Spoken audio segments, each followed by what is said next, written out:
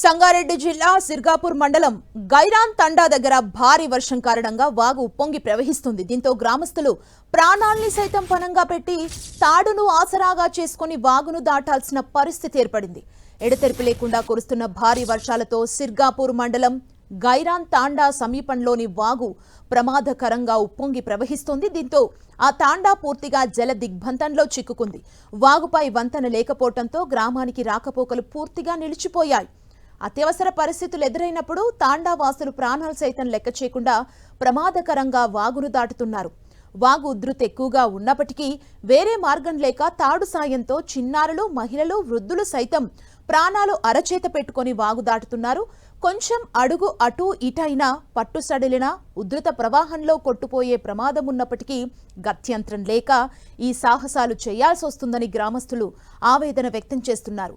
శాశ్వత పరిష్కారంగా వాగుపై వంతెన నిర్మాణం లేదా ప్రత్యామ్నాయ ఏర్పాట్లు చేయాలని ప్రభుత్వం, సంబంధిత అధికారులు వెంటనే చర్యలు తీసుకోవాలని గైరాన్ తాండా వాసులు కోరుతున్నారు.